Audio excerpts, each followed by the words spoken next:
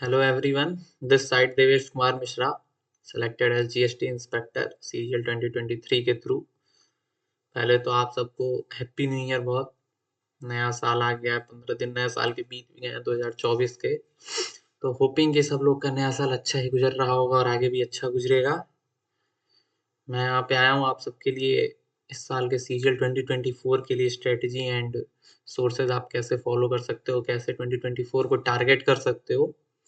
उसके लिए मैंने एक अपनी अपनी तरफ से जो मैं सोच सकता हूँ कि आप जो चीज़ फॉलो करोगे उससे आपका बेटर रिजल्ट हो सकता है, सबको एक जगह कंबाइन करके लेके आया हूँ। तो फिर 2024 जैसा कि कैलेंडर में एसएससी के आया था, सितंबर में प्रपोज्ड है एंड मोस्ट प्रोबेबली सितंबर में हो भी जाएगा। तो अभी ये जनवरी है, अभी जनवरी चल रही है, 8 महीने अभी हैं सितंबर तक को लेके। 8 महीने मतलब अगर कोई एक ऐसा एस्पायरेंट जो कि बिगिनर है उसके लिए भी हाँ फिजिबल है, पॉसिबल है कि वो 8 महीने में फ्रॉम स्क्रैच स्टार्ट करके एग्जाम को क्रैक कर सकता है। मैंने गारंटी नहीं कह रहा हूँ कि वो कर ही लेगा, बट हाँ कि उसके चांसेस तो हैं कि वो मेहनत अगर करे तो कर सकता है।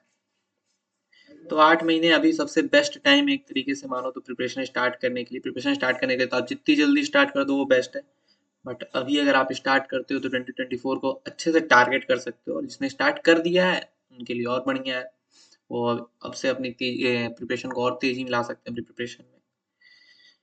अभी तो ठंडी भी बहुत ज्यादा चल रही है, पढ़ने का मन किसी को नहीं कर रहा होगा, रजाई से बाहर निकलने का मन किसी को नहीं कर रहा होगा, लेकिन करना है तो निकलना तो पड़ेगा ही। तो एज आई सेड कि मैं सीजल 2024 के लिए स्ट्रेटजी लेके आया हूँ, तो उस वीडियो पे काम करते हैं। और बहुत दिनों बाद मुलाकात हो रही है, लास्ट वीडियो मैंने डाली थी, बहुत पहले डाली थी। और इस वीडियो की डिमांड आप लोग बहुत लोग रिक्वेस्ट कर रहे थे कि 2024 के लिए कोई एक स्ट्रेटजी बताइए। बहुत टाइम हो गया, मैं भी थोड़ा सा बिजी था अपने कहीं ना कहीं, जो 2023 के जो डॉक्यूमेंट वेरिफिकेशन वगैरह वगैरह चीज़ें चल रही थी उसमें बिजी था। बट अब होप करता हूँ कि मुलाकात होती रहेगी टाइम टू टाइम। मैं खुद आता रहूँगा मुलाकात करने आप लोगों से। बाकी इस वीडियो की शुरुआत करते हैं 2024 स्ट्रेटजी को तो वैसे स्टार्ट करने से पहले सबसे पहला एक सवाल जो लोगों के बच्चों के मन में आता है कि प्रिपरेशन करनी चाहिए या नहीं करनी चाहिए। एंड रिगार्डिंग दैट वो बहुत लोगों से इस बारे में ओपिनियन लेते भी हैं कि मुझे सीजीएल की प्रिपरेशन करनी चाहिए नहीं करनी चाहिए। तो मैं कहता हूँ इट्स टोटली योर कॉल, आपको करनी है नहीं करनी है, ये टोटली आपकी कॉल है। आप अगर किसी के कहने पे प्रिपरेशन में आ रहे हो तो भी वो सही नहीं है, और किसी के कहने पे अगर प्रिपरेशन से जा रहे हो तो वो भी सही नहीं है। आप खुद का डिसीजन खुद स्टैंड लो कि आप क्या करना चाहते हो, आपको ये करना है कि नहीं करना है। हाँ, उस करने ना करने में जो इन्फॉर्मेशन की ज़रूरत है, वो सारी मैं आपको अभी प्रोवाइड कर दूँगा आगे। बाकी डिसीजन आप खुद लेना है आपको कि आपको प्रिपरेशन करनी है या नहीं करनी है।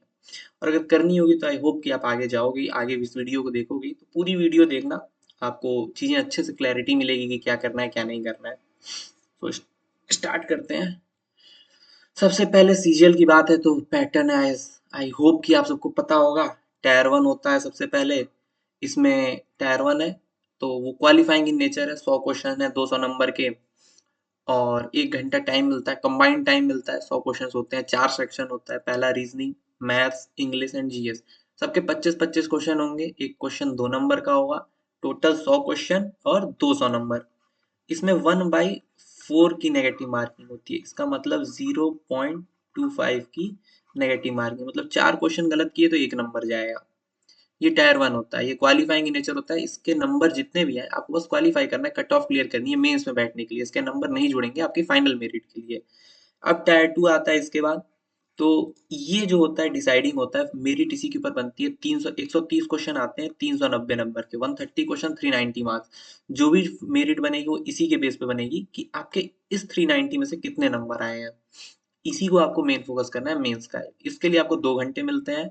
1 आवर के 2 स्लॉट्स में डिवीजन होता है। 1 आवर का एक स्लॉट, 1 आवर का एक स्लॉट, बीच में कोई गैप टाइम नहीं होती है। एक 1 आवर में मैथ और रीजनिंग करनी होती है, एक 1 आवर में इंग्लिश और जीएस करनी होती है। आगे बताता हूँ आपको भी। ये है आपका टायर 1 का जो स्कीम है। पहला देखिए, जैसे मैंने कहा 25 क्वेश्चन रीजनिंग के, 25 क्वेश्चन जीएस के, 25 क्वेश्चन मैथ के, 25 क्वेश्चन इंग्लिश के। सब 2-2 नंबर के, एक-एक क्वेश्चन, मतलब 50-50-50। टोटल ये हो गया 200 नंबर। और क्या कहते हैं 100 क्वेश्चन। एक आवर, 1 घंटा आपको मिलता है इसमें। क्या कहते हैं कंबाइंड टाइम, ऐसा नहीं कोई सेक्शनल टाइमिंग नहीं है, कोई सेक्शनल कट ऑफ नहीं है। स्कीम 2, स्कीम ऑफ टायर 2, इसमें आपको मैंने जैसे कहा कि 1 आवर के 2 सेशंस चलते हैं। पहले सेशन में आपको मैथ्स और रीजनिंग, मैथ्स के 30 क्वेश्चंस, रीजनिंग के 30 क्वेश्चंस, सब 3-3 नंबर के क्वेश्चंस होते हैं। 60 into 3 180 नंबर का सेक्शन 1 होगा, और सेक्शन 2 होता है, उसमें इंग्लिश और जीएस होता है। इंग्लिश में 45 क्वेश्चंस और जीएस में 25 questions. Total 70 question into 3 210 number. Total number 180 plus 210 390 number हो गए। कितने नंबर का मेंस होता है आपका। इसमें 1/3 की आपकी नेगेटिव मार्किंग होती है, मतलब 3 क्वेश्चन गलत किए तो 1 नंबर चला जाएगा, मतलब कि इसमें थोड़ी सा नेगेटिव होने के चांसेस ज्यादा होते हैं। प्री में तो 1/4 होता है, तो बहुत नॉमिनल नेगेटिव मार्किंग होती है। एक इसके बाद से 15 मिनट का आपका कंप्यूटर का भी टेस्ट होता है। इसमें 20 क्वेश्चंस आते हैं, 60 नंबर के, एक क्वेश्चन 3 नंबर का। इसमें इन जनरल जो आपको बस क्वालीफाई करना होता है, 390 में नहीं जुटता है, बस इसको क्वालीफाई करना होता है। 60 नंबर में से 18 नंबर क्वालीफाइंग होते हैं यूआर के लिए, और वैसे ही 15 नीचे 12 इस तरीके से होते हैं क्वालीफाइंग। बट ये कॉमन क्या कहते हैं क्वालीफाई करने के लिए होते हैं। कुछ पोस्ट ऐसे होते हैं जिसमें आपको हाइयर नंबर मांगा होता है, तो उसमें 27 नंबर तक भी कट ऑफ जाती है यूआर के कंप्यूटर में। तो आप फॉर सेफ्टी 30 प्लस हमेशा से टारगेट करो, सॉरी 30 प्लस हमेशा से टारगेट करो कंप्यूटर में, कि आप 30 प्लस तो मिनिमम स्कोर करो ही करो, क्योंकि कब कट ऑफ ऊपर चली जाए क्वालिफाइंग की कोई नहीं जानता है। अब इसके पहले स्टार्ट करने से पहले आपको एक टारगेट स्कोर बता देता हूँ मॉक्स में क्या रखो। जैसे कट ऑफ की बात होती है, तो कट ऑफ तो हर साल अलग जाती है, वैकेंसी पे डिपेंड करेगा, क्या कहते हैं पेपर हार्डनेस पे डिपेंड करेगा कि कितनी हार्ड पेपर आ रही है, कितने बच्चे अपीयर हो रहे हैं। बट आपको मॉक में मैं एक सेफ स्कोर बता देता हूँ कि आप अगर अभी मॉक्स वगैरह देते हो, आपको क्या टारगेट करना चाहिए। तो फॉर प्री टायर 1 के लिए आप 145 टू 150 प्लस, अगर आप यूआर हो तो इतना आपको मॉक्स में इतना आपके आना ही आना चाहिए रॉ, क्योंकि नॉर्मलाइज होंगे तो कुछ बढ़ जाएंगे, तो इससे अधिक कोई जरूरत नहीं पड़ेगी, इससे में आप क्वालिफाई कर लोगे, नंबर जुड़ने नहीं है। और टायर 2 जो होता है, उसमें for job security, for any job security आप 310 टारगेट करो, 310 प्लस। और अगर आपको कोई अच्छी जॉब लाइक लेवल 7 की जो जॉब चाहिए, 4600 ग्रेड पे की जॉब थी, उसके लिए आप 320 प्लस टारगेट करो। ये मैं सब यूआर के लिए बता रहा हूँ, बाकी आप लोग अपने अपने हिसाब से 2 4 5 नंबर कम करके आप उसके हिसाब से एडजस्ट कर सकते हो। अब आते हैं स्ट्रेटजी पे कि क्या आपको फॉलो करना है, क्या नहीं फॉलो करना है। सबसे पहले things you have to remember during your preparation period. अब आपकी जो पीरियड आएगी आगे 8 महीने 9 महीने 10 महीने की, 8 महीने प्री में बचे हैं, 2-3 महीने और बचा लो मेंस में, तो 10 महीने की जो पीरियड है, उसमें कुछ पॉइंट्स ऐसे हैं जो आपको परमानेंट दिमाग में रखने हैं कि इन चीजों को तो नहीं छोड़ना है, इन चीजों का आप छोड़ना बियर नहीं कर सकते हो, क्योंकि इनकी वजह से जो लॉस होगा ना वो बहुत ज्यादा होगा। सबसे पहला, sticking to the syllabus, stick to the syllabus only. जब आप सिलेबस से बाहर जाने लगोगे, जो चीज सिलेबस में नहीं है वो पढ़ने लगोगे, तो फिर आप कहीं ना कहीं भटकोगे एग्जाम ओरिएंटेशन से। एग्जाम वो नहीं निकालते हैं जो बहुत ज्ञानी होंगे, जिनके पास बहुत नॉलेज होगी, बहुत नॉलेजफुल बच्चे पढ़े हुए हैं। बट आप stick to the syllabus. Exam की ओरिएंटेशन क्या है, वो इस एग्जाम में पूछना क्या चाहते हैं, कैसे सवाल आते हैं, किस तरह के सवाल आते हैं, आपको उन पे फोकस करना है। आपको पीएचडी, आपको मास्टर्स कुछ नहीं करना है उस सब्जेक्ट में। आपको वो क्वेश्चंस बस आने चाहिए जो एग्जाम में आने, वो क्वेश्चंस लगने चाहिए एग्जाम में। कोई मतलब नहीं है आपको क्या आता है, उसके बारे में आप कितना जानते हो, क्वेश्चंस लगना मस्ट है। Stick to the syllabus only. जितना सिलेबस में पूछा जाता है, जितना पीवाईक्यू में आता है, आपको पहला फोकस उसी पे रखना है, उससे बाहर कहीं नहीं जाना है। दूसरा है रिवीजन मस्ट। ये सबसे कमजोरी होती है हर बच्चे की कि रिवीजन करने का मन नहीं करता। यार मन किसी का नहीं करता, मेरा खुद का नहीं मन करता था, जब मैं पढ़ता था तो कौन रिवीजन करने जाए। बट हाँ, मन को मार के कहीं ना कहीं आपको कभी कभी टाइम निकाल के रिवीजन करते रहना चाहिए कि हाँ आज टाइम निकाल के थोड़ा रिवीजन कर लेता हूँ, आज टाइम निकाल के थोड़ा रिवीजन कर लेता हूँ। रिवीजन का मन किसी को नहीं करता है, कोई किसी को नहीं करता है, लेकिन आपको करना पड़ेगा। थोड़ा थोड़ा टाइम मन मार के निकालना पड़ेगा। Don't break the consistency. ये ऐसा चीज है जो कई लोग इस बात को जानते हैं, मानते हैं, लेकिन कर नहीं पाते हैं। क्यों? क्योंकि 15 दिन पढ़ाई हुई, हफ्ते दिन कहीं और निकल लिए, तो 15 दिन की जो पढ़ाई है ना उसका कोई असर नहीं रह जाता। कंसिस्टेंसी आपको ब्रेक नहीं करनी है, आपको लगातार ही पढ़ना है। किसी दिन आपने 2 ही घंटे पढ़े, किसी दिन आपने आधे घंटे ही पढ़े, और किसी दिन आपने 10 घंटे पढ़ लिए, कोई दिक्कत नहीं। ये ब्रेक नहीं होना चाहिए। ऐसा नहीं होना चाहिए कि 3 दिन लगातार 8-8 घंटे पढ़ रहा हूँ, तो किसी एक दिन लाओ भाई 4 दिन अब ऐस कर लेता हूँ, ऐसा नहीं। कंसिस्टेंसी जहां ब्रेक होगी, आपको फिर से दोबारा से स्टार्ट करने का पड़ जाएगा, कि कई चीजें जो आप 1-2 स्टेप्स अपर जा चुके हो, ऊपर जा चुके हो, आपको दोबारा फिर से नीचे से चलना पड़ेगा। तो कंसिस्टेंसी को ब्रेक मत करिए, लगातार 8-9 महीने की मेहनत करिए। यार 1 साल की मेहनत है, उसके बाद जॉब सिक्योर हो जाएगी, फिर करना है जितनी जो करना है। तो 8-9 महीने एकदम कंसिस्टेंसी के साथ आपको पढ़ाई करनी है। जिस गोल के लिए आप टारगेट कर रहे हो उस गोल के लिए फोकस्ड रहना है 8-9 महीने लगातार। Practice PYQs as much as possible, key to selection, मैंने की टू सिलेक्शन लिखा है। क्यों लिखा है? की का मतलब क्या होता है? कोई भी ताला हो उसकी एक चाबी होगी, खोल तो देगी ही वो, चाहे कितना भी बड़ा ताला हो, अगर उसकी चाबी है तो खोल तो देगी। सेम सीजीएल कितना भी बड़ा हो, एसएससी सीजीएल कितना भी बड़ा एग्जाम हो, की टू सिलेक्शन उसके PYQs है। रिपीटिव क्वेश्चन आते हैं, जो क्वेश्चन आप 10 साल में आए हुए हैं उनको लगा लो, गारंटीड है उसी बेस पे मैक्सिमम क्वेश्चंस आपके आने, एक से दो हो सकते हैं कोई नए आ जाए, बट प्रोबेबली जो आते हैं वो आते नहीं है, सारे PYQ से आते हैं। तो इस बात की तो मैं गारंटी दे सकता हूँ कि जिस जिस भी एस्पायरेंट का PYQs पे, जिन जिन भी एस्पायरेंट्स की PYQs पे पकड़ होगी, वो गारंटीड सिलेक्शन लेके जाएगा। क्योंकि जो क्वेश्चन आप एग्जाम में नहीं लगा के आ रहे हो, ऐसा हो ही नहीं सकता है कि वो प्रीवियस ईयर में कभी पूछा ना हो, गारंटेड पूछा होगा प्रीवियस ईयर में कहीं ना कहीं। वो आपकी कमजोरी है कि वो प्रीवियस ईयर का क्वेश्चन होते हुए आपको नहीं आ रहा था।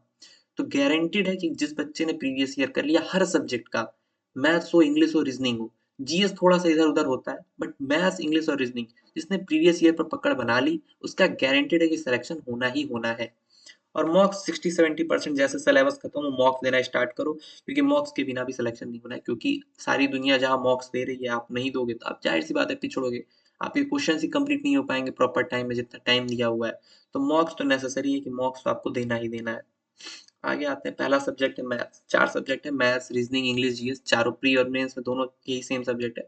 सिलेबस भी लगभग सेम है, मैंने अपने प्रीवियस वीडियो में बताया सिलेबस वगैरह, जिसको वो जानना है वो जाके वो वीडियो देख सकता है, जिसमें मैंने डिटेल में सिलेबस बताया कि किसमें क्या क्या टॉपिक्स आते हैं।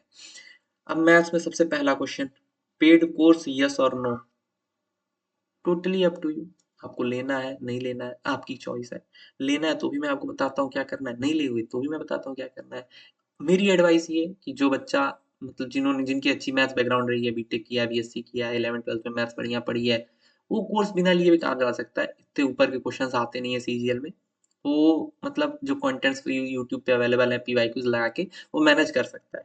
लेकिन जिसको ये नहीं लग रहा है कि वो नहीं कर सकता है, वो कोर्स ले ले किसी भी एक टीचर का जो उसको ठीक समझता है। यूट्यूब पे सबके फ्री लेक्चर्स पड़े हैं, 1-2 टीचर्स के सारे 1-1, 2-2 लेक्चर्स देखे, जिससे उसको अच्छा समझ में आता है, वो उस टीचर का कोर्स ले ले। अब अगर कोर्स लिया है then complete the whole syllabus इन 4-5 मंथ्स। आपको इससे ज़्यादा टाइम नहीं लेना है, 4-5-6, क्योंकि अगर 2024 आप टारगेट कर रहे हो तो आपका मई जून तक सिलेबस कंप्लीट हो जाना चाहिए मैथ्स का। जब नोटिफिकेशन है तो आपका ये होना चाहिए कि अरे मैथ्स का तो मैंने 30% सिलेबस पढ़ा है, मैथ्स पूरी बाकी है, ऐसा होना ही नहीं चाहिए। जब नोटिफिकेशन है तो एटलीस्ट 70-80% सिलेबस आपका मैथ्स का कवर होना ही होना चाहिए। और जिन्होंने कोर्स लिया है उनको और कहीं जाने की जरूरत नहीं है, जो आपके कोर्स में कराया जा रहा है, टीचर्स जितना पढ़ा रहे हैं और जितने सेट्स आपसे लगवा रहे हैं, आपको लगाने को दे रहे हैं, जो प्रैक्टिस सेट्स देते हैं, बस उतना लगाइए और कहीं मत भटकिए अभी कि ये लगा लेता हूँ, वो लगा लेता हूँ, यहाँ के क्वेश्चंस लगा सकता हूँ, ये किताब लगा लेता हूँ। अभी कुछ मत करिए। कोर्स में जितना कहते हैं 4-5 महीने मैथ्स के लिए, पर्टिकुलरली मैथ्स के लिए उतना ही करिए। एक उसके बाद की जो चीज़ होगी मैं अभी आपको समझाता हूँ उसके बाद क्या करना है आपको।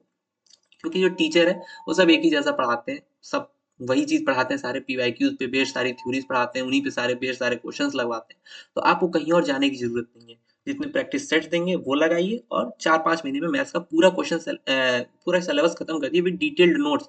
अगर डिटेल्ड नोट्स टीचर प्रोवाइड कराते हैं कि जो पढ़ा रहे हैं उसके नोट्स वो खुद प्रोवाइड कराएँगे तब तो ठीक है, नहीं तो आप खुद के अपने हैंड रिटन नोट्स बनाइए, क्योंकि आपको बाद में ज़रूरत पड़ेगी रिवीज़न के टाइम पे उसकी। आपको उस टाइम पे जब वीडियो देखोगे तो लग सकता है कि यार कोई ज़रूरत नहीं है, क्यों देखूँ, मतलब क्यों लिखूँ, सब तो याद ही रह रहा है। याद नहीं रहता, जैसे 2 चैप्टर आगे बढ़ोगे ना वो पिछला वाला चैप्टर पूरा वैनिश हो जाएगा, ये क्या हो गया मैं तो सब भूल गया।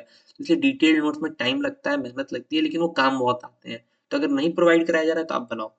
जो बच्चे कोर्स नहीं ले रहे हैं, कोई दिक्कत नहीं है, जिनको ऐसा लगता है उनकी बेसिक्स स्ट्रॉन्ग है, उनको ये भी जान, मतलब इतने बेसिक्स स्ट्रॉन्ग है कि हाँ एसआईसीआई होता क्या है, प्रॉफिट लॉस में रिलेशन क्या है, एसपीसीपी में रिलेशन क्या है, जिनको इतनी चीजें पता है उनके लिए अगर ऐसा लगता है उनको कि कोर्स की जरूरत नहीं है, तो बता रहा हूँ कंटेंट्स अवेलेबल है यूट्यूब पे, एनफ कंटेंट्स हैं। आप अगर खोजोगे चैप्टर वाइज तो सब आपको मिल जाएंगे।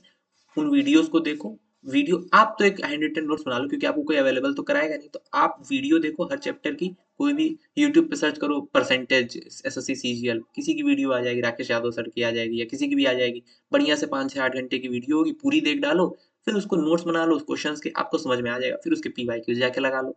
मेक अ डिटेल नोट्स, मैंने कहा ना each chapter if isn't provided, अगर नहीं प्रोवाइड करें तो आप बनाओ। और जो नहीं कोर्स लेना उनको तो प्रोवाइड कराया नहीं जाएगा, तो आप भी एक डिटेल नोट्स अपना बना लो, वो काम आता है बाद में।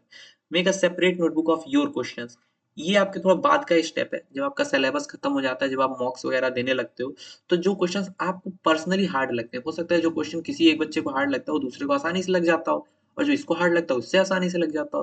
तो एक आपकी पर्सनल एक अलग से नोटबुक होनी चाहिए, जहाँ पे आप वो क्वेश्चंस लिखो जो आपको लगते हैं कि मुझे कभी ना कभी दिक्कत कर सकते हैं इन एग्ज़ाम। ये क्वेश्चन अगर आ गया तो हो सकता है मुझे ज़्यादा टाइम लग जाए। तो उसका एक शॉर्टकट करके मैं अपने कॉपी में लिख लेता हूँ कि इसको बार-बार रिवाइज़ करूँगा तो ये मुझे याद हो जाएगा। तो एक सेपरेट नोटबुक उसके लिए आपको बनानी है। जहाँ पे आपके बहुत सारे question 100, 200, 250 questions specially 100, 200, 250 question mix chapters के सारे क्वेश्चंस रहेंगे जो आप उसको बार-बार रिवीजन करोगे उन क्वेश्चंस को। और मैथ्स के लिए practice is very much important then syllabus completion. Syllabus complete आपने कर लिया, कुछ फ़र्क नहीं पड़ता है, एग्ज़ाम में एक क्वेश्चन नहीं लगेगा आपसे जब तक प्रैक्टिस नहीं करोगे। मैथ्स प्रैक्टिस पे ही आएगी। आपने सिलेबस 70-80% खत्म करके भी अगर प्रैक्टिस स्टार्ट कर दी, तो हो सकता है वो आपका 90% 95% रिज़ल्ट दे आए। लेकिन आपने 100% सिलेबस कंप्लीट कर लिया, प्रैक्टिस नहीं की, तो 30-35 से आपको परसेंट से अधिक रिज़ल्ट मिलेगा ही नहीं। तो प्रैक्टिस पे ज़्यादा फ़ोकस करिए। सिलेबस इसीलिए मैंने कहा 4-5 महीने में नोटिफ़िकेशन आने से पहले कैसे भी मैथ्स का सिलेबस खत्म कर लीजिए। फिर उसके बाद क्योंकि बस प्रैक्टिस एंड मॉक्स रह जाने चाहिए मैथ्स के लिए। उस अब ये रही मैथ्स की थोड़ी-सी तरीका था कैसे पढ़ना है आपको। एक तो सोर्सेज़ और बुक्स बता देता हूँ। अगर आपको डिटेल्ड मैथ्स पूरी पीवाईक्यू लगानी है जिसको, उसके लिए 2 बुक हैं, Kiran maths 11950 plus and Rakesh Yadav 7300 plus. मैंने इन दोनों में से कोई लगाई नहीं है, बट इन बुक्स में डिटेल्ड में बहुत सारे क्वेश्चंस दिए हुए हैं, बहुत ज़्यादा नंबर ऑफ क्वेश्चंस अवेलेबल है, तो जिनको मैथ्स की ज़्यादा प्रैक्टिस करनी है, तो आप कहीं भी ऑनलाइन प्लेटफ़ॉर्म पे करोगे तो है, बट यहाँ पे जो एक चैप्टर वाइज़ बढ़िया से एक जगह कलेक्ट करके दिया हुआ है, आपको यहाँ मिल जाएगा किताब से लगाने के लिए। अब मैं इसमें कहूँगा कि अगर आप प्रेफ़र करना चाहते हो तो किरण मैथ्स को प्रेफ़र कर सकते हो। इसमें टाइप वाइज़ करके भी क्वेश्चन्स दिए हुए हैं, तो आप टाइप वाइज़ करके लगा सकते हो। राकेश सर के साथ एक पॉइंट ये रहता है कि उन्होंने हर सॉल्यूशन का वीडियो सॉल्यूशन भी दिया हुआ है अपने बुक में। बट ये टोटली अप टू यू है कि आप इन दोनों में से कौन-सी बुक लेना चाहते हो क्योंकि क्वेश्चन्स तो दोनों में सेम ही रहते हैं। तो आप इन दोनों में से कोई भी एक प्रेफ़र कर सकते हो। फिर एक पिनैकल बुक आती है, आप इसको प्रेफ़र करते हो, इसमें बस लास्ट 5 टू 6 ईयर्स के क्वेश्चन्स दिए होते हैं, जब तक टीसीएस एग्ज़ाम करा रहा है। तो इसको वो बच्चे प्रेफ़र कर सकते हैं जो लाइक कोर्स वगैरह नहीं ले रहे हैं या फिर कोई प्रेफ़र कर सकता है इन तीनों में से कोई भी एक बुक आपको रखने के लिए। इसमें थोड़े क्वेश्चन्स पिनैकल में थोड़े क्वेश्चन्स कम होते हैं क्योंकि लास्ट 3 5 6 ईयर्स के बस दिए हुए हैं। किरण और राकेश में क्या कहते हैं आपको अच्छे नंबर ऑफ क्वेश्चन मिल जाएँगे, तो कोई भी एक बुक ले सकते हो, आपकी चॉइस के ऊपर है। सब एक ही है, सब प्रीवियस ईयर क्वेश्चन्स ही दे रहे हैं छाँट-छाँट के तो लगभग सब एक ही होंगे, कोई डिफरेंस नहीं होगा। मैथ्स के लिए ये करना है। सेक्शनल टेस्ट देते रहने हैं टेक्स्ट बुक पे। जो चैप्टर्स कंप्लीट हो रहे हैं, कभी मन किया सेक्शनल टेस्ट उठा के दे दिया। जब सिलेबस कंप्लीट हो जाए तब भी सेक्शनल टेस्ट देते रहना है। सेक्शनल टेस्ट से आपकी टाइमिंग इम्प्रूव होती है। 20 मिनट में 25 क्वेश्चन करने हैं तो आप ट्राई करोगे कि वो क्वेश्चंस करूँ जो मुझसे हो जाएँ। जब 1, 2, 3 टेस्ट दे लोगे, तो फिर जब लगने लगेगा कि नहीं यार नंबर बहुत कम आ रहे हैं, तो फिर आप वो क्वेश्चन प्रेफर करने लगोगे कि यार ये वाला क्वेश्चन कर लिया होता, तो ये नंबर ज़्यादा आ गए होते। तो आपको स्किपिंग टेक्निक का भी पता चलेगा कि हाँ, स्किपिंग टेक्निक होनी चाहिए कि ये क्वेश्चन मुझे अभी करना है कि नहीं करना है। तो सेक्शनल टेस्ट हमेशा देते रहो टेक्स्ट बुक पे। प्रीवियस ईयर पीडीएफ आती है आरबी शुभम जैन सर की। वो प्रीवियस ईयर पीडीएफ का कंपाइलेशन देते हैं अपने टेलीग्राम चैनल पे सब जगह प्रोवाइड कराते हैं। फ्री रहती है वो कि लास्ट ईयर मान लो पूरे-पूरे जो 2023 का सीजीएल हुआ उसके प्री के सारे मैथ्स के क्वेश्चन चैप्टर वाइज़ छाँट के दे देते हैं। तो आपको मान लो 2023 के चैप्टर वाइज़ क्वेश्चन्स लगाने हैं कि परसेंटेज लगाना है। तो उनको पीडीएफ वो उनकी पीडीएफ में आपको मिल जाएगा, वो लगा सकते हो। एक कॉन्सेप्ट किंग है गगन प्रताप सर की, ये रख लेना आप। ज्योमेट्री एडवांस मैथ के लिए बहुत हेल्पफुल है। ज्योमेट्री में जितने थ्योरम्स इनके कॉन्सेप्ट किंग में दिए हैं, आई डोंट थिंक एसएससी इससे बाहर कई क्वेश्चंस इन जनरल कभी बनते हैं एसएससी में। तो आप कॉन्सेप्ट किंग इनकी ले सकते हो। वो बहुत बेनिफिशियल रहेगी आपके लिए। उसको 3, 4, 5 बार-बार रिवीजन करोगे, तो फिर आपको वो उसका रिजल्ट आपको मॉक्स के नंबर्स में दिखेगा। Maths crash course by Shubham Jain, ये मैंने उनके लिए लिखा है जो कोर्स परचेज़ नहीं करना चाहते हैं। वो एक maths crash course by Shubham Jain करके प्लेलिस्ट है यूट्यूब पे, 18-20 लेक्चर्स की वीडियो है। तो उसमें maximum I guess 60 to 70% syllabus के जो चैप्टर्स हैं, उनकी वीडियो सर ने डाली हुई हैं। तो अगर आप मतलब आपके कौन बेसिक्स क्लियर है तो आप वो वीडियो देख के चीज़ें समझ सकते हो कि हाँ, ऐसे-ऐसे क्वेश्चन्स आते हैं, उसके एक नोट्स भी बना सकते हो। तो फिर वो आपको हेल्पफुल होगा, ये मैंने उनके लिए डाला है। और एक maths wonder in seconds YouTube channel करके है गगन सर का, इसको आप शॉर्ट्स इसमें सर डालते हैं, तो आप उसको उसके लिए एक सेपरेट नोटबुक बनाना चाहो तो बना सकते हो, जिसमें बस शॉर्ट ट्रिक्स बताते हैं हर क्वेश्चन्स के लिए।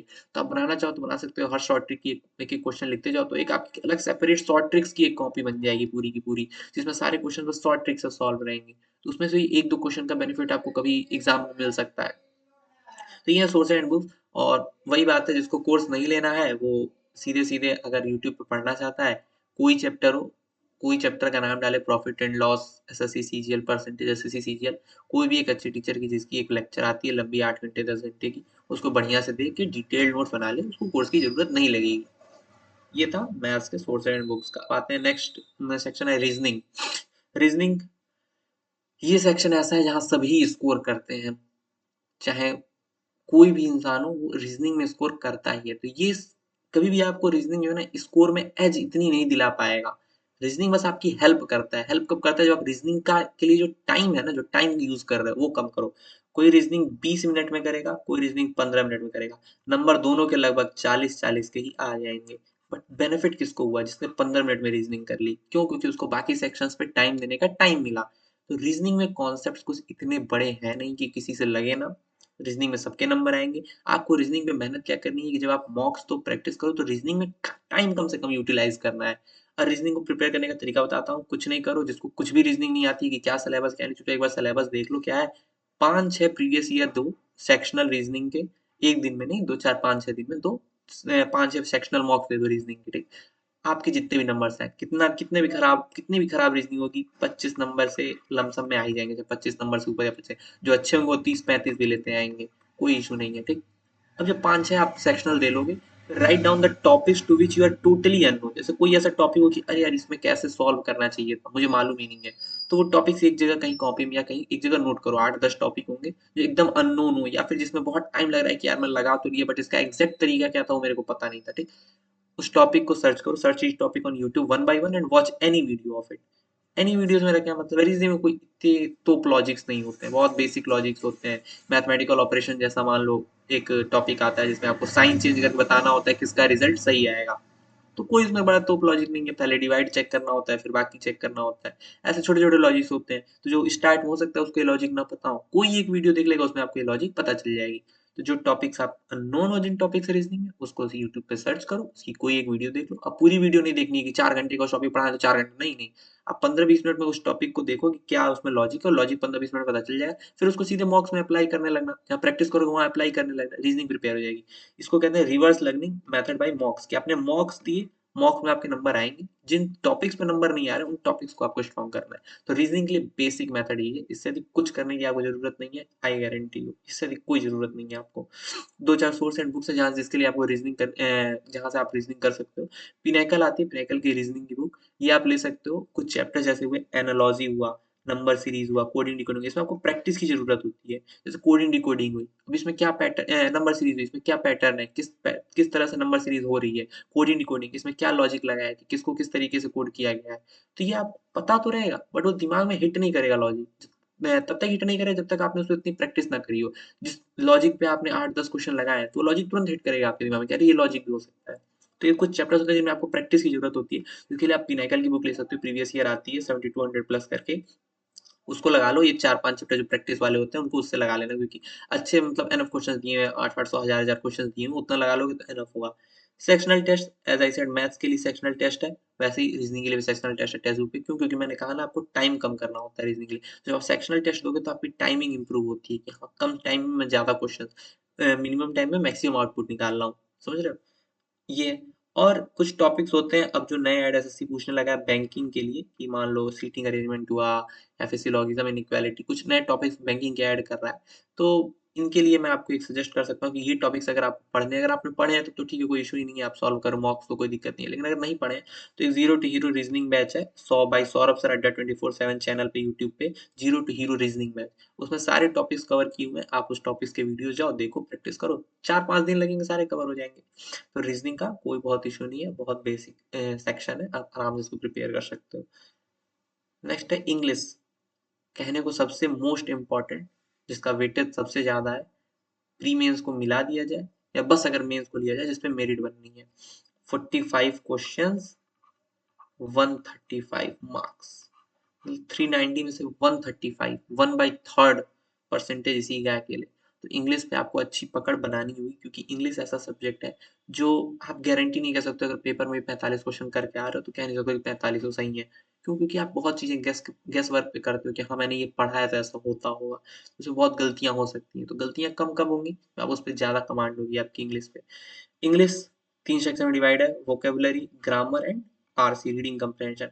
आज के टाइम पे मेंस में आरसी का बहुत रोल हो गया है, 2-3 पैसेजेस आते हैं और प्री में आरसी का रोल इतना नहीं है, प्री में थोड़ा रोल है, बट आरसी देखो रोल तो आरसी का रहेगा ही, क्यों? क्योंकि क्लोज टेस्ट आते हैं, पीक्यूआरएस आते हैं, सेंटेंस रीअरेंजमेंट आता है, तो इन सारों में आरसी ही आपकी होती है। वो मेन आरसी का मतलब ये नहीं होता है बस पैसेज पढ़ा दिया, आरसी ये नहीं होती। क्लोज टेस्ट में भी आपकी आरसी ही यूज होगी। आरसी का मतलब होता है कि आप जो उसका आप कुछ पढ़ रहे हो, कोई एक पैराग्राफ पढ़ा, कोई भी एक पैसेज पढ़ा, तो आप उसका मतलब कितनी आसानी से समझ सकते हो, कितनी आसानी से चीजों को ग्रैब कर सकते हो कि हाँ भाई वो क्या कहना चाह रहा है। तो वो एक आरसी का पार्ट होता है। और एक होता है वोकैबुलरी। ग्रामर आज के टाइम में मोस्ट नहीं लीस्ट रेलिवेंट हो चुका है एसएससी के फील्ड में। ग्रामर लीस्ट रेलिवेंट है। इस पे मतलब आपको ग्रामर अगर नहीं भी आती है बहुत, तो आप बेसिक्स मतलब प्रीवियस ईयर करके ग्रामर के क्वेश्चन जो एरर के क्वेश्चंस आते हैं आप कर सकते हो। But in comparison to vocabulary and RC grammar least relevant हो चुकी है। बट ग्रामर आनी तो चाहिए भाई, जो लैंग्वेज उसकी ग्रामर तो आनी चाहिए। और वोकैबुलरी है, इस पे सबसे ज़्यादा मेहनत भी लगेगी आपको और बहुत वर्क करना पड़ेगा। आपको कंसिस्टेंसी के साथ एवरीडे वोकैबुलरी पे मेहनत करनी पड़ेगी। बताता हूँ इंग्लिश के लिए आपको करना क्या है। सबसे पहले start making habit of learning vocabulary everyday from today. कहने का मतलब आज से ही। आज तक अगर करते आ रहे हो तो ठीक है, नहीं करते हो तो आज अगर मेरी वीडियो देखी, आज ही से स्टार्ट करो पर डे वोकैबुलरी पढ़ने की। क्योंकि वोकैबुलरी ऐसी चीज है जिसको बिल्ड करने में आपका बहुत टाइम लग जाएगा और उसका रिजल्ट दिखता भी नहीं है इंस्टेंट। आपको 2-2.5 महीने पढ़ोगे, 1.5-2 महीने, तब आपको उसका रिजल्ट दिखना स्टार्ट होगा। तो आज ही से ये हैबिट बना लो कि पर डे वोकैबुलरी पढ़नी है। चाहे 10 ही 15 याद करूं, पढ़ूं, उसको पढ़ना है तो पढ़ना है। और क्या करना है उसके लिए, सीधे अभी एक आपको बुक बताऊंगा, उस बुक से रोज सुबह या रोज शाम जिस टाइम आप कंफर्टेबल हो उठाओ। अपनी कैपेसिटी के हिसाब से 10 याद कर सकते हो 10 याद करो, 20 याद कर सकते हो 20 याद करो, 50 याद कर सकते हो 50 याद करो।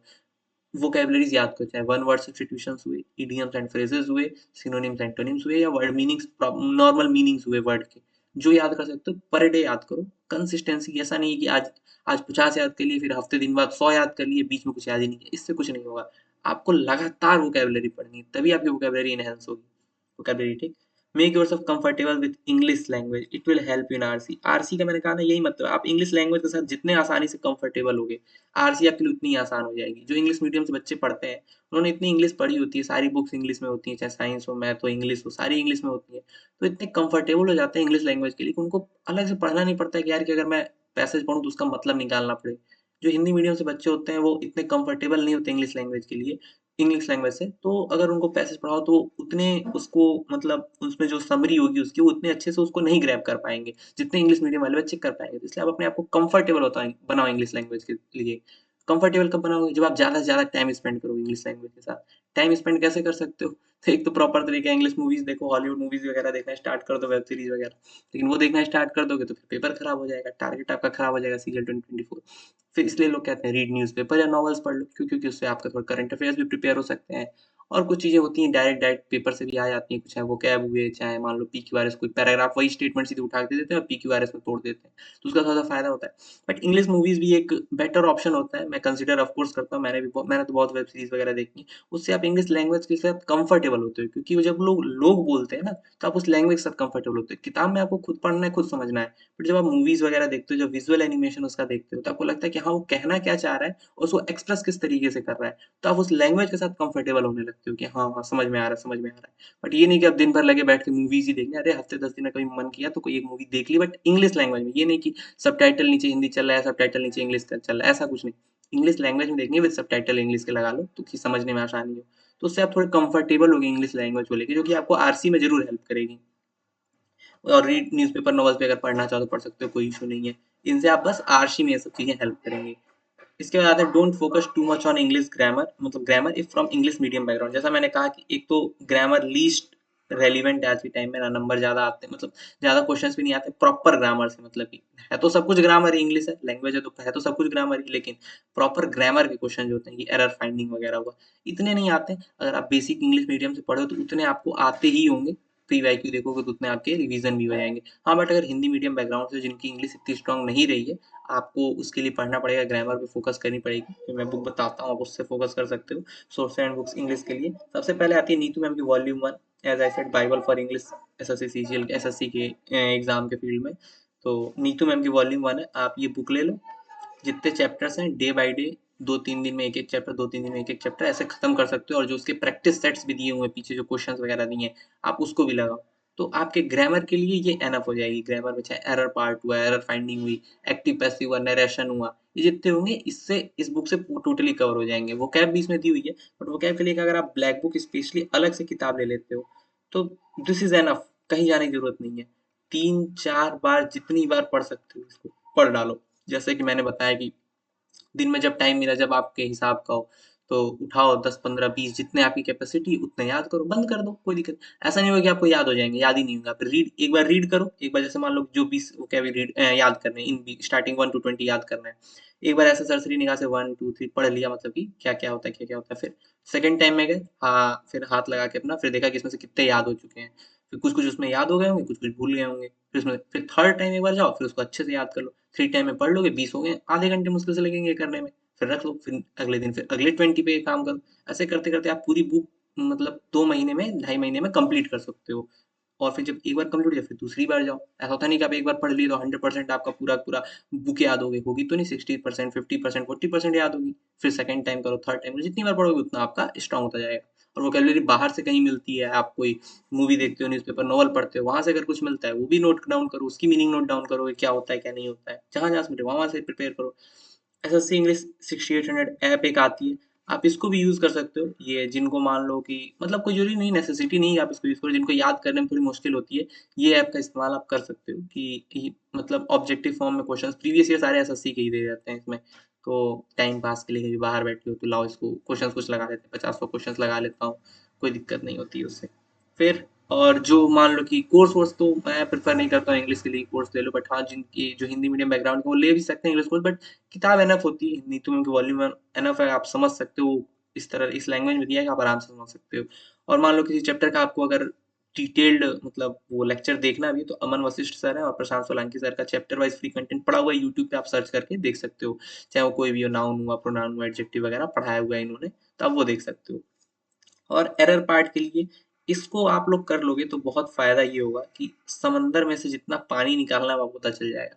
लाइक इंग्लिश तो इतनी बड़ी है, ग्रामर इतनी बड़ी है, उसमें से एरर कहाँ से पूछेंगे? आपको मालूम नहीं है, खोजते रह जाओगे। बट अगर 120 रूल्स जो है ना निमिषा बंसल ऑन यूट्यूब, अगर ये देख लोगे ना, तो आपको एक प्रॉपर आइडिया मिल जाएगा कि 80% 90% जो एरर फाइंडिंग के जो क्वेश्चन्स आते हैं, वो यहीं से, इन्हीं रूल्स से आते हैं। तो आप इन रूल्स पे ज़्यादा फोकस कर सकते हो। सीधी-सी बात है। बाकी तो पूरा ग्रामर पूरा समंदर पड़ा ही हुआ है, तो आप सब तो पढ़ नहीं सकते हो, सब तो पढ़ोगे बट इन पे फ़ोकस ज़्यादा करोगे।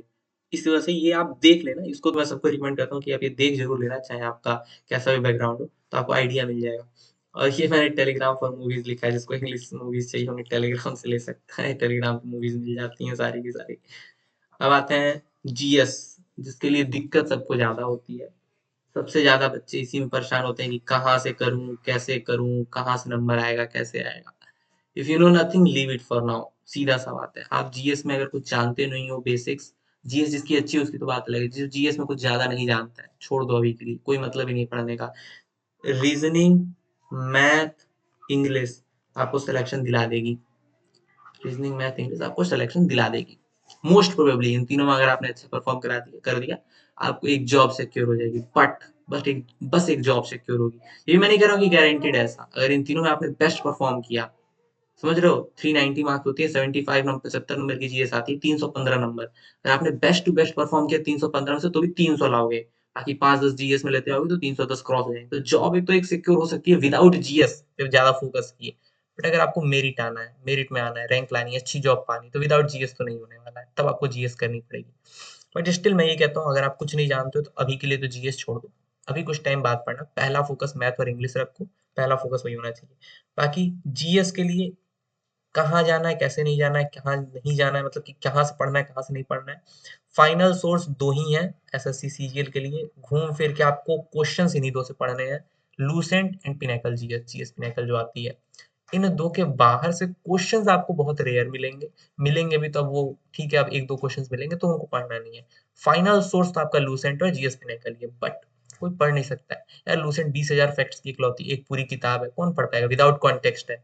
पिनाकल जी इसमें थोड़ी बहुत कॉन्टेक्स्ट दिए हुए हैं, बट कौन याद कर पाएगा, कोई नहीं याद कर पाएगा। जब तक आपको कॉन्टेक्स्ट नहीं पता होगा आप डायरेक्ट फैक्ट नहीं याद कर सकते हो।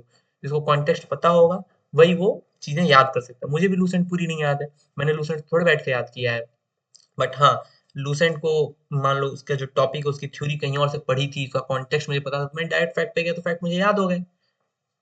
तो लूसेंट और पिनेकल फाइनल सोर्स तो है, बट आपको कॉन्टेक्स्ट प्रोवाइड नहीं कराएंगे। और कॉन्टेक्स्ट के लिए आपको but for context and theory either lectures और बुक्स, जिसमें आप कंफर्टेबल हो। अगर लेक्चर्स में कंफर्टेबल हो तो लेक्चर्स देखो किसी टॉपिक के, सर किसी सर के, कोई टॉपिक हो हड़प्पा सिविलाइजेशन, लूसेंट में दिया हुआ है हड़प्पा सिविलाइजेशन, जितने फैक्ट्स दिए हैं वो मोर देन एनफ है, जितने टॉपिक्स दिए हैं क्वेश्चन उससे बाहर कहीं नहीं पूछेगा, कहाँ पे क्या मिला, कहाँ पे कौन क्या है, क्या था क्या नहीं था, कब था। बट आपको याद नहीं कर पाओगे, 200 फैक्ट्स दिए हैं एक ही पेज में, कैसे याद करोगे? आपको लगेगा कि याद हो गया, एक ही टॉपिक तो याद नहीं करना, उसके अलावा पता नहीं कितने टॉपिक है, सब तो याद करना है। लेकिन जब आपकी कॉन्टेक्स्ट और थ्योरी क्लियर होगी तो आपको फैक्ट्स आसानी से याद हो जाएंगे। तो उन कॉन्टेक्स्ट और थ्योरी के लिए आप लेक्चर्स को जा सकते हो, लेक्चर्स देख सकते हो, या बुक्स देख सकते हो, बुक्स पढ़ सकते हो अगर आप बुक्स में कंफर्टेबल हो। बुक्स में एडवांस जो भी किताबें आती हैं, मतलब कि जिसमें विद कॉन्टेक्स्ट दिया होता है पॉलिटिकली, जैसे लक्ष्मीकांत होती है, हिस्ट्री के लिए स्पेक्ट्रम हुई, बाकी हिंदी मीडियम वालों के लिए वाणी प्रकाशन भी आती है। तो आप उनमें से कोई भी एक चूज कर सकते हो, उनको बैठ के पढ़ो थ्योरी थ्योरी, लेकिन उतना टाइम नहीं भी तो नहीं है, आपको टाइम भी तो देखना है। मैंने ये बताया कि जिसको करना है वो कर सकता है, बट टाइम इतना है नहीं, तो जो कुछ नहीं जानते वो तो छोड़ ही दें, और जिनको कुछ कुछ पता है वो लूसेंट और पिनेकल पे फोकस कर सकते हैं। तो अब आते हैं कि जीएस, जैसे मैंने कहा कि आप लेक्चर्स या बुक जैसे भी आप प्रीफर करना चाहो कर सकते हो, आपके ऊपर है। तो सोर्स एंड बुक्स में बता देता हूँ कि आप जहाँ जहाँ प्रीफर कर भी सकते हो अगर आपको थ्योरी एंड कॉन्टेक्स्ट पढ़ने हैं तो, या फिर अगर नहीं पढ़ने तो इन सब चीज़ों को आप प्रीफर करोगे तो जीएस आपकी कहीं ना कहीं से प्रिपेयर होगी। सबसे पहले आते हैं हिस्ट्री। तो हिस्ट्री के लिए, हिस्ट्री में 3 पार्ट है, एंशिएंट, मेडिवल और मॉडर्न। एंशिएंट के लिए मुझे कोई ऐसी कोई ना डिटेल्ड वीडियो, कोई मुझे ऐसा कुछ मिला नहीं और मैं खोज नहीं पाया, और ना मैंने तो अपनी पढ़ी थी, मेरे पास बुक थी एडवांस की, मेरे पास थी, वो मैंने उससे पढ़ी थी। बट एंशिएंट के लिए आप कोई भी अगर डिटेल्ड लेक्चर आपको कोई बढ़िया मिलता है तो आप देख लो, उसके बाद फिर लूसेंट से फैक्ट्स सारे कर सकते हो। मेरे पास कोई ऐसा एंशिएंट के लिए पर्टिकुलर सोर्स नहीं है। मेडिवल के लिए लूसेंट एनफ है। लूसेंट 8 से 9 पन्ने की मेडिवल दी हुई है लूसेंट में। आप उसको जितनी बार पढ़ना चाहो, अरे कोई एक बार पढ़ना चाहे तो मुझे लगता है 4-5 दिन लगेंगे उसको, थोड़ा सा फैक्ट्स क्योंकि ज्यादा है। बट अगर आप उतना पढ़ लोगे, उसको 8 बार 10 बार पढ़ लोगे, तो उतने में से क्वेश्चन सारे फंस जाते हैं। लूसेंट एनफ है मेडिवल के लिए। आप कॉन्टेक्स्ट थ्योरी के लिए कोई लेक्चर देखना चाहते हो किसी टॉपिक पे, बाबर पे देखना है तो देख लो यूट्यूब पे, उसके लिए कोई रोकी थोड़े है किसी ने, आपको जो मन करे वो देख लो, यूट्यूब पे content free available. But medieval के लिए लूसेंट एनफ है। आप डायरेक्ट लूसेंट से भी पढ़ना चाहो तो कोई इशू नहीं, डायरेक्ट लूसेंट से पढ़ लो, उसमें 8-9 पन्ने की मेडिवल दी वो एनफ है। मॉडर्न के लिए एक मैं आपको एक वीडियो सजेस्ट करता हूँ, स्टडी आईक्यू की 13 आवर्स की मैराथन है, एनिमेटेड मैराथन पूरे मॉडर्न हिस्ट्री की। आप एक बार उसको देख लोगे तो आपके दिमाग में पूरी एक मॉडर्न हिस्ट्री की टाइमलाइन बन जाएगी, Indian modern history, Indian national movement की। फिर उसके बाद आप जब लूसेंट उठाओगे और उस 13 आवर्स के जो लेक्चर मैराथन देखोगे, उसके आप अपने खुद के हैंड रिटन नोट्स बना लेना, और फिर उस नोट्स को और लूसेंट को, इन दो को मिला के जब आप पढ़ लोगे और उसके बाद पिनाकल जीएस पढ़ लोगे, तो इससे आपके मैक्सिमम क्वेश्चंस अटेम्प्ट हो जाएंगे, मैक्सिमम क्वेश्चंस फंस जाएंगे मॉडर्न हिस्ट्री के। बट अगर मॉडर्न, क्योंकि मॉडर्न हिस्ट्री में टाइमलाइन बहुत है, कब गांधी जी आए, कब पहला मूवमेंट किया, कब चंपारण हुआ, कब खेड़ा हुआ, फिर कब क्या कहते हैं कौन वाइसराय कब आया, तो इन सब चीजों की एक जब तक आपकी प्रॉपर टाइमलाइन नहीं हुई मॉडर्न हिस्ट्री में, तब तक आपको बहुत दिक्कत आएंगे फैक्ट्स याद करने में। किसी वाइसराय को किसी के टाइमलाइन में डाल दोगे, तो एक बार जब प्रॉपर एक बार टाइमलाइन के थ्रू पढ़ लोगे तो फिर आपको फैक्ट्स याद करने में आसानी होगी। ये था हिस्ट्री का। आती है पॉलिटी एंड इकोनॉमिक्स। पॉलिटी सबसे आसान भी है, सबसे आसान ही है, ठीक है, सबसे आसान ही है, क्यों? क्योंकि बस पूरा कॉन्स्टिट्यूशन पढ़ लो, पॉलिटी खत्म है। उसके लिए मैं तो आपको कह दूंगा कि अगर आपको बहुत मुश्किल होती है, खान सर की फाउंडेशन बैच की पॉलिटी पढ़ लो। 90 लेक्चर्स लमसम पढ़ते हैं, चाहे हिंदी मीडियम का हो चाहे इंग्लिश मीडियम का। बच्चे कहते हैं हिंदी में पढ़ाते हैं, अरे वो इंग्लिश में भी पढ़ाते हैं, आपको जितना समझने की जरूरत है उन चीजों को, जो टर्म्स है उनको इंग्लिश में भी बता देते हैं वो, कोई इशू इतना समय दिक्कत नहीं होती समझने की। और उसके अपने प्रॉपर खुद के नोट्स बना लो पॉलिटी के, और उतनी एनफ है पॉलिटिकली, आपको उससे अधिक कहीं जाने की जरूरत नहीं है। बस क्या, जब प्रीवियस ईयर्स लगाओगे तो जो एक्स्ट्रा क्वेश्चंस मिलेंगे उनको पढ़ते रहना, पिनेकल ये से जो मैंने कहा, बस उससे ज्यादा पॉलिटी करने की आपको जरूरत नहीं पड़ेगी। तो याद भी करवा देंगे आपको, कंप्लीट सिलेबस भी कंप्लीट करवा देंगे। इकोनॉमिक्स के लिए कोई ज्यादा जरूरत नहीं है, तो एक या दो क्वेश्चंस आते हैं, उसके लिए बैठ के अब आप पूरी इकोनॉमिक्स तो पढ़ोगे नहीं। वन शॉट मैराथन है पारमार एसएससी की इकोनॉमिक्स के लिए, वो पढ़ लो। 4 घंटे की आई गेस, या 3.5 घंटे की, वो पढ़ लो और उसके अपने हैंड रिटन नोट्स बना लो। बस इकोनॉमिक्स उतने में से फंसती रहेगी, जो प्रीवियस ईयर आते रहेंगे पढ़ते रहना, बस इकोनॉमिक्स उससे दिक्कत नहीं, जरूरत नहीं है। जियोग्राफी आती है। जियोग्राफी के लिए आपको 2-3 सोर्स बताता हूँ। सबसे पहले एक Indian geography bye Sudarshan Gurjar, YouTube पे एक प्लेलिस्ट है, आप वो पढ़ सकते हो। इनका मैप का भी प्लेलिस्ट है, मैप की वीडियोस इन्होंने डाले, वर्ल्ड मैप, इंडियन मैप। आप अपनी ज्योग्राफी को और इम्प्रूव करने के लिए वो देख सकते हो वीडियो। मैप से इन जनरल पर्टिकुलरली ऐसे सिलेबस में है नहीं कि मैप से क्वेश्चन आएंगे, बट मैप जब आप पढ़ते हो तो आपको ज्योग्राफी की क्लियरेंस मिलती है कि ज्योग्राफी क्या है कैसे, तो आपके दिमाग में एक मैपिंग बनती है कि हाँ ये चीज यहाँ है, ये चीज वहाँ है। तो आप मैप पढ़ोगे तो वो चीज आपको हेल्प करेगी, बस ज्योग्राफी में नहीं, बाकी सारे सब्जेक्ट में। आप पढ़ना चाहो तो इनसे इंडियन मैप और वर्ल्ड मैप पढ़ सकते हो, यूट्यूब पे दिया पढ़ाया है इन्होंने। उसके अलावा आप जो इंडियन ज्योग्राफी उन्होंने पढ़ाई है, आई गेस 14 या 15 लेक्चर्स या 16 लेक्चर्स की है, वो पढ़ लोगे तो उसमें उन्होंने mountain system, drainage system, soil, ये सारी जो इंडियन प्लेट्यूज हुए, सारे प्लेन्स हुए, ये जो है सारे टॉपिक जो मेन टॉपिक्स है उनको इन्होंने इंडियन ज्योग्राफी के कवर किया हुआ है, आप वो पढ़ सकते हो। बाकी जिसको थोड़ी सी किताब पढ़ने की है कि वो किताब पढ़ सकते हैं, किताब पढ़ के समझ सकता है, एनसीईआरटी की क्लास 11 की geography, Indian geography and physical geography पढ़ ले। मैक्सिमम क्वेश्चन चाहे यूपीएससी एसएससी हो, इससे बाहर पूछने की ना पूछते हैं ना पूछ पाते हैं, नहीं सॉरी पूछ तो पाते नहीं है, मतलब कि पूछते नहीं है, इनसे बाहर क्वेश्चन वो नहीं आते हैं कहीं भी। इंडिया जो एनसीईआरटी क्लास 11 ज्योग्राफी की है, सारे क्वेश्चन आपके फंस जाएंगे। और पिनेकल जीएस जो है चैप्टर वाइज एक्सप्लेनेशन के साथ आप पढ़ तो सकते हो, उसको कोई इशू नहीं है, वो पढ़ लेना। Geography, history, polity, geography, economics की ये चीज है। नेक्स्ट आता है physics, chemistry, biology, that mean general science. Physics के लिए लूसेंट एनफ है, कहीं बाहर नहीं। केमिस्ट्री के लिए लूसेंट एनफ है, कहीं बाहर नहीं। बायोलॉजी के लिए Lucent plus Pinnacle GS enough है, बट बायोलॉजी में फिर वही बात आ जाती है कि बायोलॉजी का वेटेज एक तो ज्यादा होता है, ठीक, और थोड़ी सी इसमें कॉन्सेप्ट लर्निंग तो फिजिक्स केमिस्ट्री में भी है, बट ठीक है, उसमें इतने क्वेश्चन ऐसे आते ही नहीं, डायरेक्ट डायरेक्ट आएंगे। फिजिक्स में पूछ देगा कि इसका यूनिट क्या होता है, तो वर्क का यूनिट क्या है, तो आपको पता हो, डायरेक्ट रट लोगे तो पता हो जाएगा। केमिस्ट्री में डायरेक्ट पूछ देगा कि सोडियम बाइकार्बोनेट का फॉर्मूला बताओ, वॉशिंग सोडा का फॉर्मूला बताओ, तो ये सारी चीजें आप डायरेक्ट रट लोगे तो इसमें कोई कॉन्सेप्ट थोड़े समझना है। बट बायोलॉजी में कुछ टॉपिक्स ऐसे आते हैं जिसमें आपको चीजें समझनी पड़ती हैं, बस रटने से नहीं हो पाएगा। तो अगर आप देखना चाहो तो खान सर की फाउंडेशन बैच की बायोलॉजी की 90-100 लेक्चर्स की एक फाउंडेशन बैच है, वो देख सकते हो। नहीं देखना चाहते तो लूसेंट पिनाकल जी से क्वेश्चन तो यहाँ से भी फंस जाएंगे, अगर समझ सकते हो, याद कर सकते हो तो यहाँ से भी याद कर लो, कोई इशू नहीं है। जनरल साइंस के 4-5 नंबर का वेटेज होता है प्री में, और 4-5 नंबर का वेटेज होता है मेंस में भी, तो आप देखना चाहो तो देख सकते हो। स्टैटिक जीके के लिए सब बच्चे परेशान रहते हैं, मेंस में तो अभी क्वेश्चंस नहीं आ रहे हैं, इससे मेंस में क्वेश्चन इसके नहीं आ रहे हैं स्टैटिक जीके के, तो ये आप थोड़े से इस बात से रिलीफ हो सकते हो कि अगर प्री में आपके स्टैटिक जीके बिना पढ़े नंबर्स ढंग से आ रहे हैं तो कोई दिक्कत नहीं है, आप छोड़ भी सकते हो। बट स्टैटिक जीके पढ़ने का हमेशा फायदा होता है कि आपको एज मिलता है कि अगर थोड़ा कोई सेक्शन खराब हुआ तो स्टैटिक जीके आपका 2-4 क्वेश्चन से नंबर बढ़ा देगा। स्टैटिक जीके में रिवर्स लर्निंग जो रीजनिंग में करी थी, सेम वही रिवर्स लर्निंग है। पिनाकल जीएस उठाओ सीधे सीधे, उसमें फेयर एंड फेस्टिवल्स, डांसेस, जो भी हैं, जितने टॉपिक्स हैं, म्यूजिकल इंस्ट्रूमेंट, सारे रीड कर डालो क्वेश्चंस। आपको पहली बार में कुछ समझ में नहीं आएगा क्या बोल रहा है क्या नहीं बोल रहा है, बट जो क्वेश्चंस पढ़ो बस उस वर्डिंग्स पे ध्यान दो और मतलब समझो कि ये अच्छा पूछा कि ये आसाम का इसमें से कौन सा डांस है, और 4 ऑप्शन दिए, बता दिया, आपने पढ़ लिया। फिर उसका जो एक्सप्लेनेशन दिया उसको एक बार पढ़ लो, उसको बढ़िया से पढ़ लो, उसमें कई सारे स्टेट्स, अलग अलग स्टेट्स के और डांस होते होंगे, ऐसे करते करते आप पूरी पढ़ डालो, कुछ नहीं समझ में आएगा। लेकिन जब आप उसको वही चैप्टर जब 3-4 बार पढ़ लोगे ना, तो मोटा मोटा आइडिया लगने लगता है कि अच्छा ये वाला डांस इस साइड का था, ये वाला डांस यहाँ का था, ये वाला डांस वहाँ का था, ये म्यूजिकल इंस्ट्रूमेंट इनका था, ये म्यूजिकल इंस्ट्रूमेंट उनका था, तो आइडिया लगने लगता है। तो रिवर्स लर्निंग करोगे, जो ऑब्जेक्टिव पिनेकल जीएस की आती है, उसमें जो 5-6-8 चैप्टर दिए हैं स्टैटिक जीके के, आप उसी को पढ़ो, उसी को बार बार पढ़ोगे, उससे एनफ हो जाएगी। और अगर आपको किसी टॉपिक पे मान लो कि किताब से मन भर गया, तो नवीन सर है, नवीन सर आते हैं आरडब्ल्यू रोजगार विद अंकित पे, इनकी स्टैटिक जीके की कई क्लासेस पड़ी हुई हैं, आप उनको देख सकते हो, हेल्प करेंगे, क्योंकि स्टैटिक जीके तो रटना ही है, कोई कॉन्सेप्ट नहीं है, रटना ही है। तो जैसे रटोगे, मैंने आपको रटने का एक बेटर मेथड बताया रिवर्स मेथड से, कि आप डायरेक्ट जो ऑब्जेक्टिव क्वेश्चन है उनको पढ़ोगे तो आसानी से, तो आसानी होगी आपको रटने में। फिर नेक्स्ट है करंट अफेयर्स। मैंने ना करंट अफेयर्स पढ़ी, मैंने अपने प्रिपरेशन के दौरान, मैं इन जनरल सजेस्ट भी नहीं करता क्या ही करंट अफेयर्स पढ़ना है, शौक है तो पढ़ो, बट सिलेक्शन के लिए इतनी नेसेसरी नहीं है करंट अफेयर्स। क्यों? क्योंकि 3 से 4-5 क्वेश्चन आते हैं प्री में, और 4 या 5 क्वेश्चन आते हैं मेंस में भी। बट इसका सिलेबस इतना ज्यादा है ना, इतना ज्यादा है कि आप पढ़ भी डालो ना जितना है, फिर भी कोई गारंटी नहीं 4-5 फंस जाएंगे, हो सकता है एक भी ना फंसे, और हो सकता है कुछ ना पड़ेगा तो भी 2-3 फंस जाए। क्यों? क्योंकि इन जनरल अगर कोई आपने कोई न्यूज सुनी होगी, कोई क्वेश्चन आएगा, तो करंट अफेयर्स तब तक फोकस ना करो जब तक आपका सब सब्जेक्ट पे कमांड ना हो जाए, जब तक आप 165-170 स्कोर नहीं करने लग रहे हो मॉक में, तब जाओ करंट अफेयर्स पे। नहीं तो करंट अफेयर्स छोड़ दो, पूरी तरीके से छोड़ दो। एग्जाम के 10-15 दिन पहले जाना, एक स्पीडी उठाना, स्पीडी बुक आती है साल भर की कंपाइलेशन, उसमें इंपॉर्टेंट टॉपिक जहां से एसएससी क्वेश्चन पूछता है जो है अपॉइंटमेंट्स, स्पोर्ट्स और स्कीम्स, 2-4 बार उस पर नजर घुमा लेना, हो सकते हैं 1-2 क्वेश्चन फंस जाए, बस वही आपका उससे सबसे बड़ा मिनिमम इनपुट और मैक्सिमम आउटपुट है। नहीं तो आप जो एक एक 1.5 घंटे की रोज करंट अफेयर्स की क्लास देख रहे हैं, मत करो, बस घाटा ही घाटा है, कुछ फायदा नहीं मिलने वाला है। कि रोज देखे चले जा रहे हैं सुबह उठ के 1.5 घंटे करंट अफेयर्स की क्लास, कुछ नहीं मिलने वाला है। 3 क्वेश्चन के लिए जितना टाइम दे रहे हो वो कहीं और दे दोगे किसी और सेक्शन पे, तो ज्यादा बेनिफिशियल होगा। कंप्यूटर एंड टाइपिंग पे आते हैं।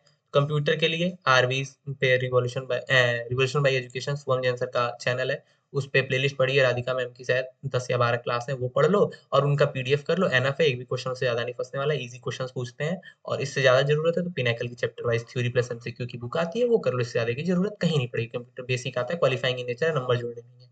टाइपिंग के लिए अभी नहीं करो, जिनको क्या कहते हैं पहले से आती है टाइपिंग, आराम से प्री के बाद कर सकते हो। जिनको नहीं आती है उनको मैं कहूँगा प्री के बाद भी आप सीख तो सकते हो, बट वो प्रेशर रहेगा दिमाग पे कि टाइपिंग सीखनी है, तो प्री के 1 महीने पहले से आप टाइपिंग स्टार्ट कर सकते हो। टाइपिंग मास्टर करके एक सॉफ्टवेयर आता है, उसपे 30 मिनट आधे घंटे रोज के दोगे, 15 से 20 दिन में आप टाइपिंग की बेसिक सीख जाओगे कि कैसे क्या कौन सी फिंगर कहाँ रखनी है, कैसे करनी है। फिर प्रैक्टिस के लिए दो आपको एक मंकी टाइप करके साइट है, उस पे कर सकते हो, और एक सोनी टाइपिंग करके सॉफ्टवेयर आता है, फ्री है, इस पे आप टाइपिंग प्रैक्टिस कर सकते हो। ये टाइपिंग के लिए है। फिर अब ये लास्ट टॉपिक है कि अप्रोच फॉर नेक्स्ट 8 मंथ्स। मैंने बाकी सब्जेक्ट वाइज सारी बता दिया। अब एक अप्रोच जो है 8 मंथ्स के लिए, वो बाकी आगे जो सितंबर में प्री हो तब तक के लिए आपको अप्रोच क्या रखनी है पढ़ाई के लिए, वो मैं आपको बताता हूँ। Start with maths and English. जो अभी स्टार्ट करें चुपचाप जीएस और रीजनिंग को स्किप कर दो, छोड़ दो, भूल जाओगे, 2 सेक्शन भी है। मैथ्स और इंग्लिश से स्टार्ट करो। फिर मैंने मैथ्स को कहा था कि जून नोटिफिकेशन आने से पहले मैथ्स का कोर्स खत्म कर दो, और अलॉन्ग विथ इंग्लिश की complete maths course in mission mode till may last और जून स्टार्ट, मतलब नोटिफिकेशन है तब तक मिशन मोड में आके मैथ्स का कोर्स पूरी तरीके से खत्म कर दो। Learn vocabs per day along with maths, मतलब कि इन्हीं 2 चीज को लेके चलना है।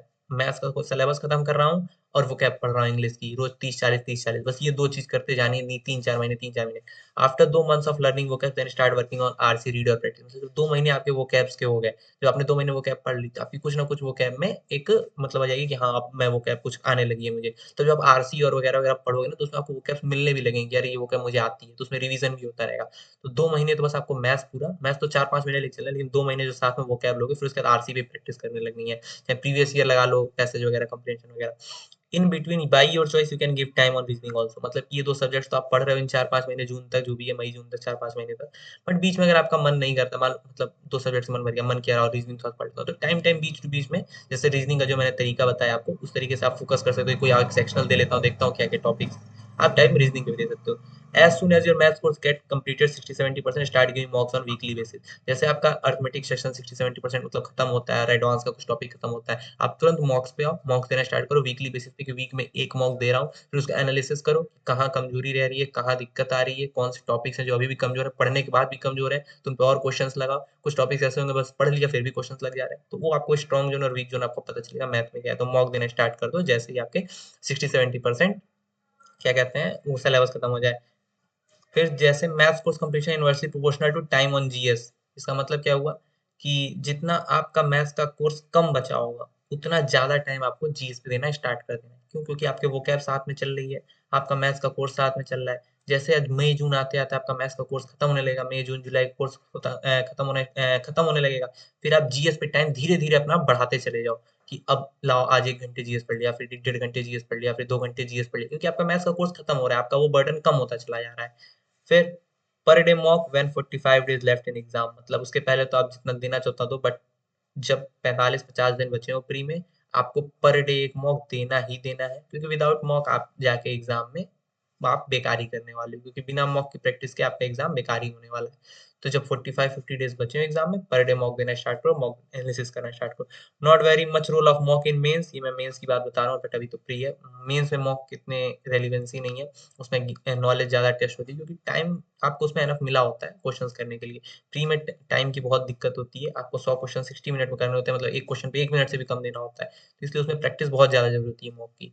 फिर टाइपिंग जैसा मैंने बताया, after pre is also okay, but my advice started before 1 month of pre. मतलब मेरी है, आप कर तो सकते हो, बट उस बात की टेंशन होगी ना, 2 महीने बाद पेपर, अभी टाइपिंग हुई नहीं है, तो आप थोड़ा सा पहले से स्टार्ट करोगे तो आप ही के लिए बेनिफिट होगा वो। फिर 7-8 आवर्स बच्चे पूछते हैं टाइम कितना देना है, यार टाइम का क्या है जो चीज आपको करनी है आप उसके लिए टाइम क्या पूछ रहे हो? जितना टाइम दो, 18 घंटे दो वो भी कम है, 2 घंटे दे दो वो भी ज्यादा है, वो तो आपके ऊपर है। बट स्टिल कई लोगों के क्वेश्चन होते हैं, तो बता देता हूँ, 7-8 आवर्स अगर आप डे दे रहे हो, जिसमें आप 2 सब्जेक्ट्स पढ़ रहे हो पर डे का, तो ये सफिशियंट है, उससे बहुत ज्यादा आपको लोड लेने की जरूरत नहीं। 7-8 आवर्स दोगे तो 1-2 घंटे आपको मौज मस्ती के लिए भी बच जाएंगे, बाकी उतना इनफ है। Don't take stress of exam, just enjoy the preparation, results will be in your favour. मतलब कि स्ट्रेस नहीं लेना एग्जाम का, आपको जर्नी एंजॉय करनी है। आप प्रिपरेशन कर रहे हो तो ये नहीं सोचा कि अरे यार पढ़ाई ऐसा है वैसा है, ऐसा करो।